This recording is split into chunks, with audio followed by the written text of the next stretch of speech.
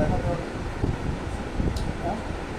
আচ্ছা, তো আমরা তো এখানে কাজটা করতেছি, কিন্তু যে কোনো কাজের একটা বেসিক থাকে, তাই না? করলাম বলেই তো করে ফেলা যায় না। যেমন আমি যখন পড়াশোনা করি তখন তো আমাদের একটা মানে রিজন থাকে পড়াশোনা করার পিছনে, থেকে শুধুমাত্র বাবা মা ভর্তি করে দিল লেখাপড়া বা নিরক্ষরতা দূরীকরণ এরকম না। যে আমাদের লাইফে একটা সেটেল। তো আমরা যখন কাজের জগতে আসি সেই রিজনটা কিন্তু আমরা না পেয়ে এই কাজটা শুরু করি, যার ফলে অনেক ক্ষেত্রে দেখা যায় যে অনেক ছেলে মেয়ে কোনো কাজ শুরু করেও সেটাকে করে এগিয়ে নিয়ে যেতে পারে না, কারণ তার যে গোল বা ডেস্টিনেশন বা উদ্দেশ্য ক্লিয়ার নেই। তো আমি এখানে প্রত্যেককে জিজ্ঞাসা করবো যে তোমরা যারা এই কাজের সাথে যুক্ত হয়েছো, কি কারণটা কি ছিল এই কাজটা করার? আমি তোমাকে দিয়ে শুরু করছি, বলো কেন তুমি করতে চাইছো কাজটা, কি উদ্দেশ্য তোমার? নাম বলো, হ্যাঁ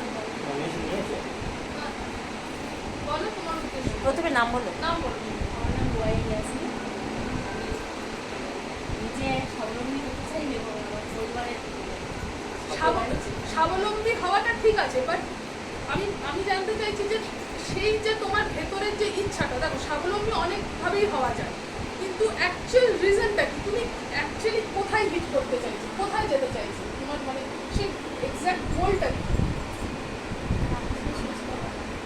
মানে আমি তোমাকে সহজ করে দিচ্ছি। ধরো তুমি এখান থেকে ডায়মন্ড হারবার যাবে, ঠিক আছে? তো তোমাকে বাস অথবা ট্রেন কিছু এখানে নিতে হবে মাধ্যম।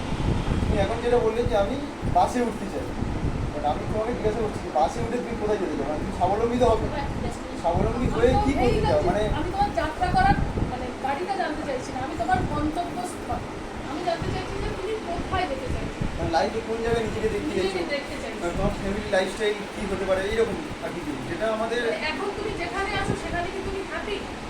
নিজের নয় বলে তো সেটাই বলছি, এক্স্যাক্টলি পারফেক্ট স্ট্রাকচার দেখছো। যেমন আমাদের দেখবে ছোটবেলায় আমরা অনেক সময় কল্পনা করি না যে বড় হয় না এরকম বড় কোনো সিনেমা দেখি, সেই নায়িকার লাইফস্টাইলটা আমাদের খুব ভালো লাগে, আমার ওরকম একটা লাইফস্টাইল।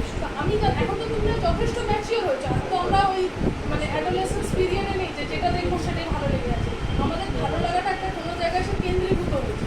নর্মালি কি হয়, আমরা যে জায়গাটা ভালো ভালো লাগে যত বয়স বাড়ে পরিস্থিতির পরিবর্তনের কারণে আমাদের ভালো লাগাটা এই এরকম বেলুনের আকার থেকে একটা ছোট বেলুন এই ছোট পরিবর্তন হয়, কারণ কম্প্রোমাইজ।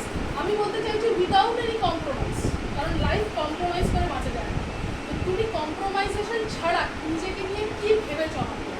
না ভেবে বলবো যে অনেক সময় না কি হয় ভেবে আমাদের বলো। আমার নিজেদের মানে লিমিটেশন ছোট করে দেবে। এই স্বপ্নগুলো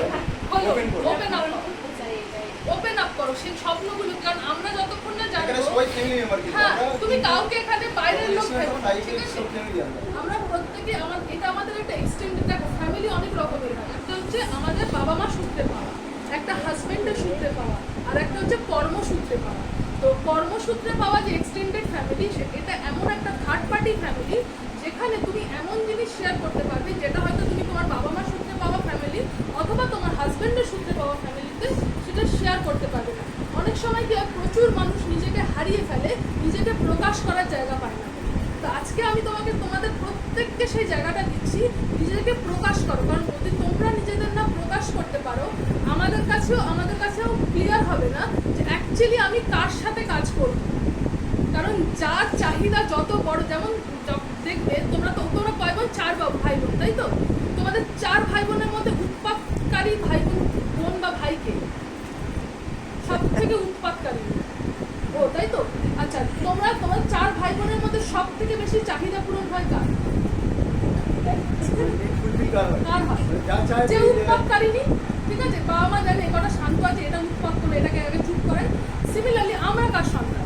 সকলে আল্লাহ সন্তান, সৃষ্টিকর্তার সন্তান, তাই না? তো তার একইভাবে যে উৎপাত করবে তাকেই আগে সামাল দেবে। নর্মালি আমরা লোকের ভয় উৎপাত করা বন্ধ করি, আর যে বাচ্চারা লোকের ভয় না পেয়ে উৎপাত করে তার চাহিদা, তুমি একবার ভালো করে চিন্তা করো কার কার চাহিদা পূরণ হয়েছে। তারা কি চুপচাপ ছিল বলে পূরণ হয়েছে, না তারা উৎপাত করেছিল বলে পূরণ হয়েছে? তো আমি সেইটা জানতে চাই, তোমাদের মধ্যে সেই জিনিসটা কার মধ্যে আছে? উৎপাত করা। আমার চাই মানে চাই মানে এটা না হলেও হবে, না হলেও হবে। কারণ আমরা সেই মানুষের সাথে কাজ করবো যার চাই মানে চাই, হলেও হবে, না হলেও হবে, সাইড ও তোমাদের পরে দেখা যাবে। You are not my first priority. বাড়িটা করতে চাই, বাড়িটা করতে পারি। বলো, এটা তো লজ্জা নয়। দেখো একটা জিনিস, দেখো তুমি তোমার স্বপ্ন বলছো, ওটা কখনোই লজ্জার বিষয় নয়, ওটা অহংকারের বিষয়। ভাবো যে জিনিসটা তোমার বাবা করতে পারেনি ওটা তুমি করতে চাইছো, তার মানে ওটা কতটা প্রাউড মোমেন্ট তোমার জন্য। কোনো জিনিসকে ছোট ভাববে না, প্রত্যেকটা জিনিস বড় বড় গর্বের সাথে বলো কি চাও, জোরে বলো, ক্যামেরাম্যানটা নেই। জোরে বলো, আর নিজেকে আত্মপ্রকাশ করো। আমাদের বাড়িটাকে আমি সুন্দর করে আমি করি। একদম মন হয় না, আমি জানি না। তুমি, হ্যাঁ বলো, এটাই আমি শুনতে চাই। তোমার কি বলো, তোমার কি সব? আমার নিজস্ব একটা বাড়ি হবে, আমার একদম লাক্সারি লাইফস্টাইল আমি লিড করব। একদম। এটা তো চাই। আর বাবা ভাই এরকম জিনিস হাত রাখবে বলবে হ্যাঁ এটা নাও। একদম, এই কনফিডেন্স, আমার এই কনফিডেন্স, এইরকম কেন হতে এই পারে? কনফিডেন্স। আর তোমার কি চাই বলো আকাশ? প্রথম কথা হচ্ছে একটা সুস্থ সমাজ গড়ে তোলা, দ্বিতীয়ত একদম। মানুষ গরিব মানুষদের যারা Help করা। চিকিৎসার হবে তাদের হেল্প করা, দেশ বিদেশ ভ্রমণ করা, নিজের ইনকামে, এবং নিজে কিছু করা, নিজের পায়ে দাঁড়ানো, আর নিজে কিছু করা, ঠিক আছে। এবং পাশাপাশি নিজের পড়াশোনাটা চালানো, বাবার হাত থেকে মানে নিজেও কিছুটা সাহায্য করা, এবং লাইফের পাশে মানে বাবা মা ফ্যামিলির পাশে দাঁড়ানো। তুমি বলো রিম্পা, তুমি কি চাও? আমার ইচ্ছা আমার নিজের চাহিদাগুলো পূরণ করবো। আমার সেটা বাবা- কি? চাইলে কি? কি? বাবা মাকে নিয়ে বাইরে ওরা বলছে বলে নয়, আমি কিন্তু তোমার চাহিদা জানতে চেয়েছি, আমি অন্যের চাহিদা জানতে চাইনি। বলো, নিজেরটা বলো, তুমি অন্যের চাহিদা বলছো। না, আমি আমরা এত মানুষের সাথে মিশেছি, আমরা জানি কে কার চাহিদা বলছে, ঠিক আছে? বলো তোমার তোমার সত্যিকারের চাহিদা আজ যদি তুমি বলতে পারো রিম্পা, আমি তোমাকে গ্যারান্টি দিতে পারি, তুমি যদি আমাদের দেখানো রাস্তায় চলো, আমাদের কথা মতো চলো, 6 থেকে 1 মাস, 6 মাস থেকে 1 বছরের মধ্যে তুমি সেটা পাবে। এটা ভেবে তুমি বলো। তাহলে তুমি অন্যের স্বপ্ন বলছো মানে সেটা কিন্তু অন্যের পূরণ হবে, তোমার নয়। বলো তুমি কি চাও বলো। আমার স্বপ্নগুলো সব স্বপ্ন দিয়ে সেটা কি? স্বপ্ন তো অনেক, কোনটা চাইছো বলো? বাচ্চা এতগুলো বাচ্চার নামটা দিতে বলতে হবে। কত? তোমার 10টা বাচ্চা আছে, তুমি কোন বাচ্চাটার কথা বলছো বলো, স্পষ্ট করে বলো কি চাইছো। আমার বাবার স্বপ্নটা আমি পূরণ করবো। বাবার স্বপ্নটা কি? বাবার স্বপ্ন কি? বাবার স্বপ্ন একটা বড় ঘর করা, বাড়ি। বাড়ি তুমি করবে। বাবাকে সাপোর্ট করতে চাইছো, বাবাকে সাপোর্ট করবো। বাবাকে ইকোনমিক্যালি সাপোর্ট করতে চাইছো, হ্যাঁ। তাই তো? তুমি বলো। তো আমি কি বলবো? না আমি জানি না, আমি জানি না, তুমি বলো, আমি জানতে জীবনে চাই। কোনো স্বপ্ন নেই?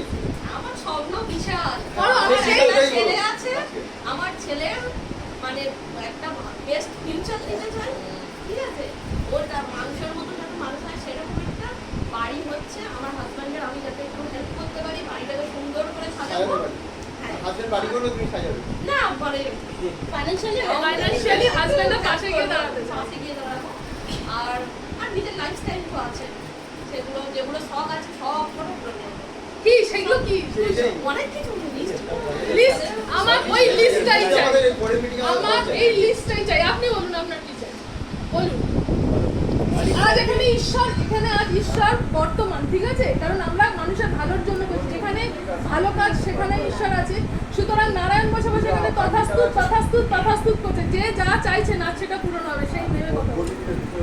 আমি হচ্ছে প্রথম কথা হচ্ছে মানে দেশের সেবা করা, আর দ্বিতীয় কথা হচ্ছে যে গ্রামের একটা সেরা যাতে হতে পারে, গ্রামের মানুষজন আমাকে সম্মান দিয়ে চলে, গ্রামের কাছে একটা ভালো সাহায্য করতে পারে, এই আশা আকাঙ্ক্ষা নিয়ে। মানে আমি রেসপেক্ট করতে চাইছি, কিন্তু রিয়েলিস্টিক কিছু মানে আপনি হাতে ছুঁতে পাবেন। মানে আমাদের স্বপ্ন দু ধরনের হয়, ঠিক আছে?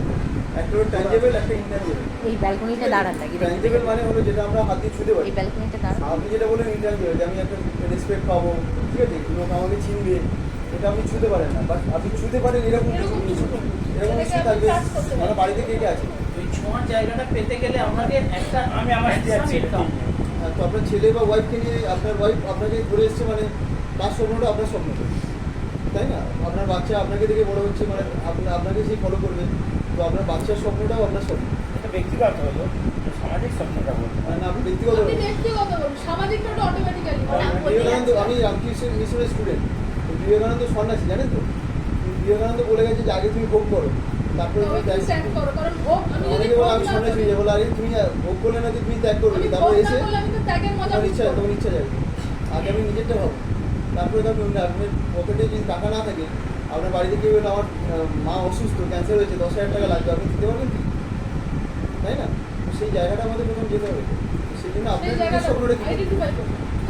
এই মানুষ এইটা আইডেন্টিফাই করতে পারে না বলে আজ জানেন তো 100% লোকের মধ্যে 90% লোক আনসাকসেসফুল। আর কোনো কারণ নেই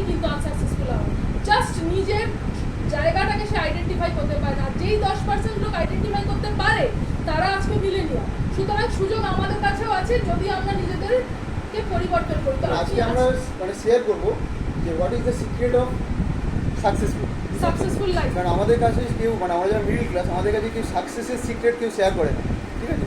কিন্তু আমরা সেই রাস্তাটা পেয়েছি কারণ আমাদের সঙ্গে এরকম মিলিনিয়ার আছে বা বিলিনিয়ার আছে, তারা রাস্তা দেখাচ্ছে, তো সেই চালানো সেই রাস্তায় আমরা চলি, ঠিক আছে? ম্যাডাম আপনার নামটা একটু পরিচয়টা বলুন। আমি ইন্দ্রাণী মন্ডল, আমরা কোথায় নেবেন? এই প্রোগ্রাম থেকে নেমে একটু ভেতরে যেতে হবে। আচ্ছা, মানে খবরটা থেকে নেবে ডান দিকে যে রাস্তা চলে হ্যাঁ, রামরামপুর বলে।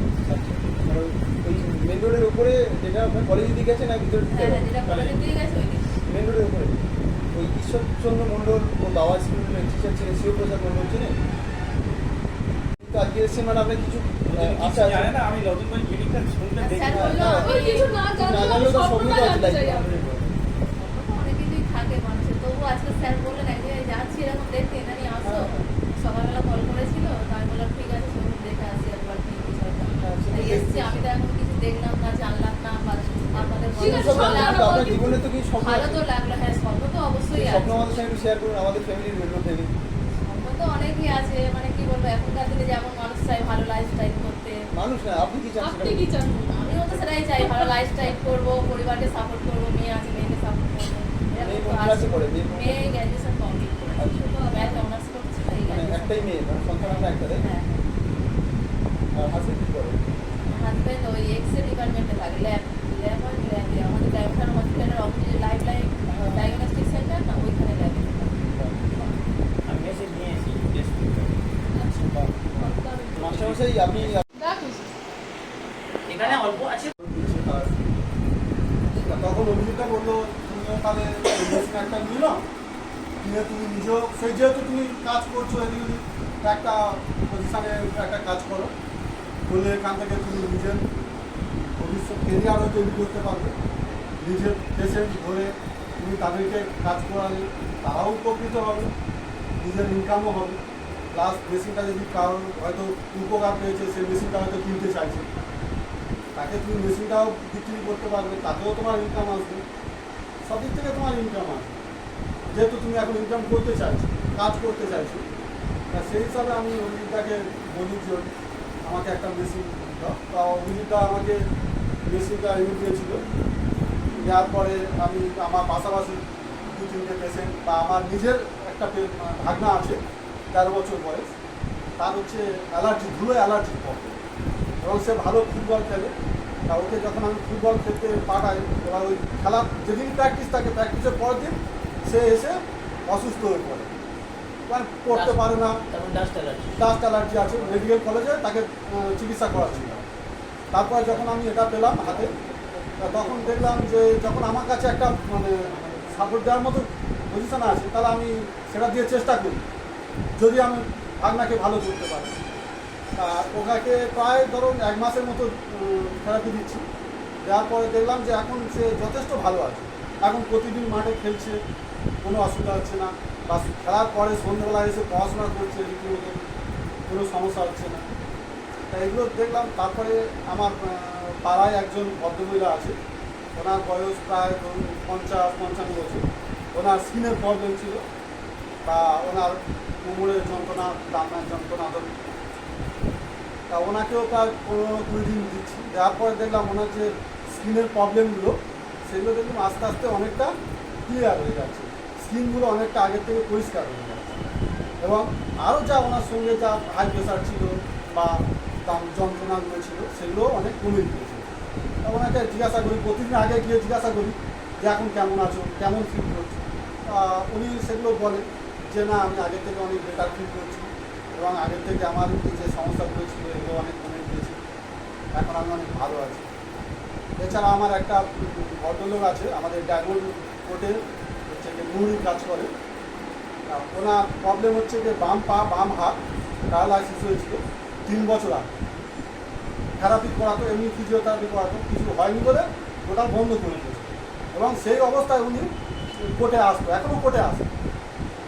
ওনাকে একদিন বললাম, বললো ঠিক আছে তুমি দেখো যদি তুমি আমাকে সারিয়ে তুলতে পারো। ওনাকেও আমি দিচ্ছি। প্রথম যখন আমি 1-2 দিন দিচ্ছিলাম, ওনাকে যখন আমি বাম হাতে যখন আমি থেরাপিটা করছি, উনি বলছে আমি কিছু বুঝতে পারছি না। কিন্তু যখন আমি 15 দিন করার পরে ওনাকে জিজ্ঞাসা করছি, উনি নিজে থেকেই বলছে না আমি এখন বুঝতে পারছি যে আমার গরম লাগছে, যে গরম হাওয়াটা উনি অনুভব করতে পারছি, যেটা আমি প্রথম দিনে গিয়ে ওনাকে করে সেটা পাইনি।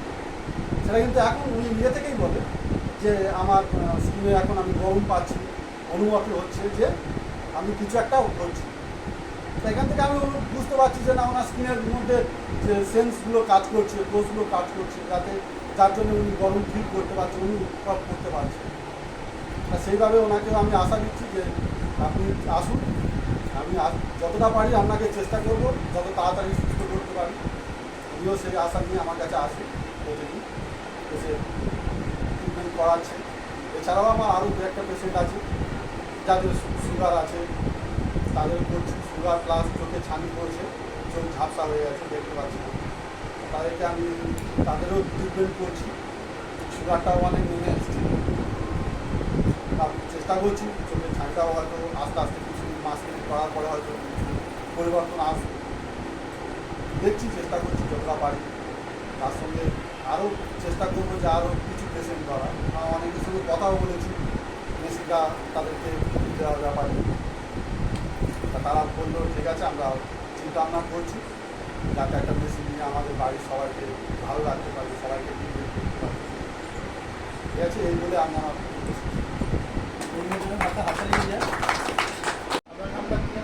প্রশান্ত সামন্ত প্রশান্তবাবু বললেন যে সম্মান, ওই জায়গাটা আমার একটা বিরাট জায়গা পেয়ে গেছে বাস্তব যেটা। কারণ এক ডাকে সবাই চেনে, সবাই সম্মান করে, কিন্তু এখন দেখছি আরও একটা বেশি মানে পাওনা দরকার, সেটা হলো একটা হ্যান্ডসাম ইনকাম, যার দ্বারা অন্তত দেশ বিদেশ ঘুরতে পারবো, একটা সবাই অন্তত বুঝবে যে একজন লোক আছে। সম্মানের জায়গাটা আমি বিশাল পেয়ে গেছি, নো ডাউট, সেটা দুঃখ নেই। এবার ইচ্ছা আছে তো মানে আশা করবো যে ইনকামটা এখান থেকে এমন একটা হবে যেন দেশ বিদেশ বাড়ি দিতে পারি, সবাইকে অন্তত দেখাতে পারি যে এখান থেকেও করা যায়, এবং আমার এই বয়সেও যেন করা যায়। সেটাই আমি সেটা জানাতে চাইছি। আমাকে এক্ষুনি একটু আগে ইন্টারের সঙ্গে আমার কথা হচ্ছিল, বলছো স্যার আপনাকে দেখে আমি না ইয়ে করছি, ইনফ্লুয়েন্স হচ্ছি। আমি কেন? হ্যাঁ, আমি কেন? আমি স্টিল নাও 5টার সময় ঘুম থেকে উঠি, 5:30টায় স্নান করি, বাড়ি থেকে বেরোই, বাড়িতে ঢুকি রাত 10টা, বুঝে এই লাট্টুর মতো পাক খাই, বুঝে লাট্টুর মতো পাক খাই, মানে টিউশন করি, স্কুলে যাই, আবার বাড়িতে ফিরি, বুঝে আমার হচ্ছে এই লাইফ। একটা জায়গায় আমি একটু মানে ঘাটতি হয়ে যায়, সেটা হলো ফ্যামিলিতে আমি খুব একটা সময় দিতে পারি না, বুঝছে এটা কিছু করার নেই, মানে আমার চারদিকটা দেখতে গিয়ে ফ্যামিলিতে একটু সময় কম দিতে হয়, এটা বাস্তব। তো যাই হোক, আমার এই দেখি শেষ মুহূর্তে একটা জায়গায় পৌঁছাতে পারি। বিশিষ্ট বিজ্ঞানী ছিল, সেটা হচ্ছে বিজ্ঞানী এনফিল্ড। এটা অনেকে জানেন, তবু আমি এটাকে স্মরণ করে দিচ্ছি, কারণ হচ্ছে এই এনফিল্ড অর্থাৎ একটা হাতির গল্প। একটা হাতিকে জঙ্গল থেকে যখন ধরে আনা হয়, তো বাচ্চা হাতি, তো তাকে পায়ের শিকল দিয়ে আটকে রাখা হচ্ছে। তো শিকলটা কী করছে, টানছে টানছে টানছে টানছে, টেনে টেনে পায়ে ঘা হয়ে গেছে। তো তবু টেনে যাচ্ছে, পায়ে ঘা হয়ে গেছে, আবার অন্য পায়ে বেঁধেছে, আবার টানছে আবার টানছে আবার টানছে, টানতে টানতে কী হলো, পায়ে ওই পায়েও ঘা হয়ে গেল। তারপরে আরেকটা পায়ে বাঁধলো, যখন আরেকটা পায়ে যখন বাঁধলো, তখন কিন্তু আর টানছে না, দেখলো যে আমি আর ছিঁড়তে পারবো না, কারণ কি আমার দুটো পায়ে এত ব্যথা হয়ে গেছে, সেই ছোট্ট হাতিটা আর কোনোভাবেই টানছে না। তো ওইভাবেই রয়ে গেছে। এইভাবে আস্তে আস্তে আস্তে আস্তে আস্তে হাতিটা বিরাট একটা সাইজ হলো, প্রমাণ সাইজ হয়ে গেল। ওর মধ্যে কিন্তু সেই হাতির মধ্যে নেগেটিভ একটা কাজ করে গেল, আমি আর শিকলটাকে ছিঁড়তে পারবো না, আমি আর পারবো না। তো দেখা গেল যে ওই শিকলটা ও যখন বড় হয়ে গেছে, সেই সরু শিকল আছে, ওই শিকলটা ও যদি একবার টানো, রকম 3টে শিকল ছিঁড়ে যাবে, কিন্তু হাতিটা আর টানছে না। ওই যে কারণ হচ্ছে কি, ওর মধ্যে একটা নেগেটিভ কাজ করেছে যে আমি আর ছিঁড়তে পারবো না। তো আমাদের সমাজে এখন বেশ কিছু মানুষ, তাদের মধ্যে না এই নেগেটিভ কথাটা হয়েছে এসে গেছে, মাথায় ঢুকে গেছে, আমি কোথায় পারবো না। কিন্তু পৃথিবীতে উপরওয়ালা আমাদের সৃষ্টি করেছে সব কিছু পারার জন্য, everything will be conquer by the will force. যদি আমরা আমাদের নিজেদের মনের ইচ্ছাটাকে প্রকাশ করতে পারি, এর সব কিছুকে আমরা জয় করতে পারবো। তো এই হাতির মতো আমরা সেই ব্যক্তির নেগেটিভ মাইন্ডটা কখনোই মাথায় রাখবো না। এটা আমার বিশেষভাবে আমার সবার কাছে সবাই যারা আমরা কাজ করছি সবার মধ্যে এটা যেন থাকে। আমরা একদম মনে জোর নিয়ে পারবই, আমার দ্বারা হবে, আমরা সব কাজ পারি, আমরা এই পৃথিবীকে জয় করব, এইভাবে মানসিকতা নিয়ে যদি আমরা চলতে পারি আগামী দিনে সাকসেস আমাদের সব হাতের মুঠোর মধ্যে আসবে। একটা কথা কি, যে হয় ডেলিগেন্ট অর্থাৎ পরিশ্রমী তাদের মুষ্টির মধ্যে হয় লক্ষ্মীর বাস, আর যারা হয় স্টুডিয়াস মানে যারা খুব ভালো পড়াশোনা করে তাদের মাথায় থাকে সরস্বতীর বাস। অর্থাৎ পড়াশোনা যারা করবে তাদের মাথায় সরস্বতীর বাস, তাদের কোনো সফলতার মানে ব্যর্থতার কোনো জায়গা থাকে না। তো সেই জায়গাটা মাথায় রেখে আমরা আগাবো। কোনো অবস্টাকেল, কোনো বাধাটাকে বাধা বলে মনে করবো না, সব বাধা পরিষ্কার হয়ে যাবে, এইটা আশা রাখবো। এটা আমি সবাইকে অনুরোধ করব, এটা মানে জোর দিয়ে বলা নয়, অনুরোধ, তাহলে তার মনটা তৈরি হবে আগামী দিন আমরা।